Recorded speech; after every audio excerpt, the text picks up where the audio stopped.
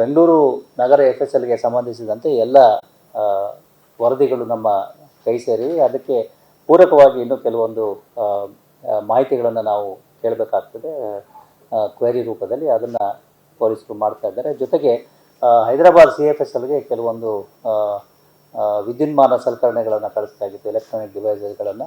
ಅವುಗಳ ಪರಿಶೀಲನೆ ಕೂಡ ಮುಗಿದಿದೆ ಅಂಥೇಳಿ ಮಾಹಿತಿ ಬಂದಿದೆ. ಅದರ ಆಧಾರದ ಮೇರೆಗೆ ಅವರು ಕೂಡ ಆ ವರದಿಗಳನ್ನು ನೀಡಲಿದ್ದು, ಈ ಎರಡೂ FSLಗಳ ವರದಿಗಳು ಬಂದ ನಂತರದಲ್ಲಿ ಆದಷ್ಟು ಶೀಘ್ರದಲ್ಲಿ ನಾವು ಅಂತಿಮ ವರದಿಯನ್ನು ನ್ಯಾಯಾಲಯಕ್ಕೆ ಸಲ್ಲಿಸಲಿಕ್ಕೆ ಸಜ್ಜಾಗಿದ್ದಾರೆ. ಸಾಕ್ಷಿ ಹೇಳಿರೋ ಮತ್ತೆ ಜೈಲಿಗೆ ಹೋಗಿ ದರ್ಶನ್ ಭೇಟಿ ಮಾಡಿ ಬರ್ತಾ ಇದ್ದಾರೆ. ಆ ಅಂಶ ನಮ್ಮ ಪರಿಶೀಲನೆಯಲ್ಲಿದೆ. ಅದು ಯಾವ ರೀತಿ ಕಾನೂನಾತ್ಮಕವಾಗಿ ಪರಿಶೀಲಿಸಿ ಅದರ ಮೇಲೆ ಮುಂದಿನ ಕ್ರಮವನ್ನು ಕೈಗೊಳ್ತೇವೆ.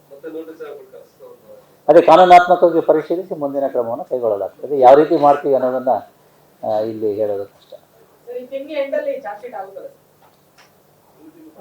90 ದಿವಸಗಳ ಒಳಗಾಗಿ ನಾವು ಚಾರ್ಜ್ ಶೀಟನ್ನು ಮಾಡಬೇಕಾಗ್ತದೆ. ಖಂಡಿತವಾಗಿಯೂ 90 ದಿವಸಗಳ ಒಳಗಾಗಿ ಚಾರ್ಜ್ ಶೀಟನ್ನು ಮಾಡ್ತೀವಿ.